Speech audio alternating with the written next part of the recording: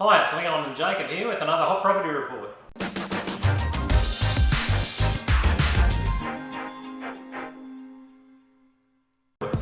Well mate, tell us a little bit about the rentals. Well, at the moment we've got 4 rentals available and we have leased 2 properties today as a matter of fact, so that's really great news. We are seeing a lot more tenant demand there, which is again good to see. It is mixed across the market, so we do have one studio apartment at $200 a week, which is receiving good interest. But at the other end of the spectrum, we've got a 4-bedroom house over in Glenvale at $430 a week, which is also receiving good interest. So it is really mixed there, but we are working with a lot of good qualified tenants for properties. So hopefully that continues and we continue to get more properties to fill. So how are you going with vacancy rates? How many have you got empty at the moment? Well, from a vacancy rate perspective, we've got 4 empty. We do have 2 tenants moving on at the moment, but we are trying to rehouse some other tenants to mitigate that loss for our owners, which is what we try and do most of the time without having to go to the market and advertise. I was talking to Desley the other day. She said that we've got about 8 tenants who have rented with us before and wanted to rent through us again. Yeah. What do you put that down to? I think that's just because we do try and look after our tenants as well as our owners. We do have a good balance there. And you know, if you look after your tenants, they'll continue to rent through you, they'll continue to pay their rent, lodge maintenance, that sort of stuff.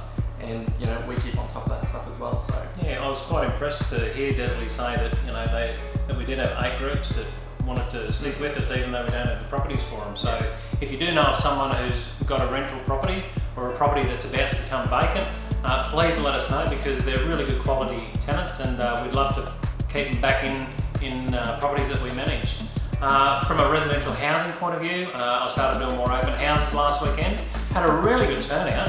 I hope it's the rain that's started to green the grass up again and started to give people confidence in the market. So hopefully that's going to keep going. It's a nice complaint now to say that we've got a whippersnip and we've got to mow all the grass around the property, and same with our tenants. They're starting to whinge a little bit about all the grass and how much it's growing so quickly. But that's a good thing because it gives confidence in the market, and when you've got confidence, people start to make more decisions. So that's a good thing. From a commercial point of view, sold $1 million shed out of Wilsonton this week.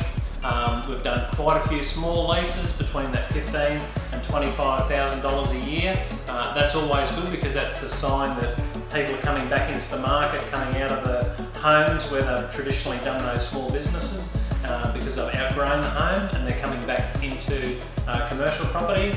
I know that there was 2 or 3 people going to share one of these little tenancies downtown, and then another guy was looking to set up a new food shop in town.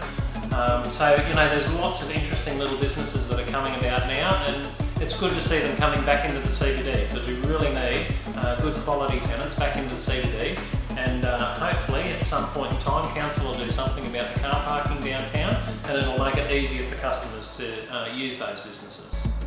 from a local council election perspective, do you think that will affect the CBD interest from a leasing perspective at the moment? I would love to think that they give some real serious thought about how customers interact from a car park through to the business in the CBD. That is such an important thing. Where we are here at 9 Railway Street, we've got all this car parking directly across the road and out the front. So we don't have a problem at this end of town. It's just mainly through Ruffton Street, Margaret Street, where there's that high concentration of people, and they really need to get some sort of inner city car park really well established down there so it brings customers back in, because I know when I talk to a lot of Western clients who come into town, they'll do all their shopping out at Clifford Gardens and they just hate coming in anywhere near the ring road. So hopefully we can get past that and start to see more and more businesses want to be in the CBD and start to see that car parking issue really solved. But hopefully that's a topical point for some of the new councillors or people who are running for council in this election. Really start to listen to the people and what the people want. And from a shop owner's point of view, we want our customers to be able to park near or close to the front of our business and walk straight in. And I just know that a lot of businesses over the last couple of years have really suffered down in that CBD because of that. So hopefully we can change that with this next election and a lot of other things, especially around planning, but don't get me started on that because that's a whole other subject. But that's been Jacob and Leon for another Hot Property Report. Thank you.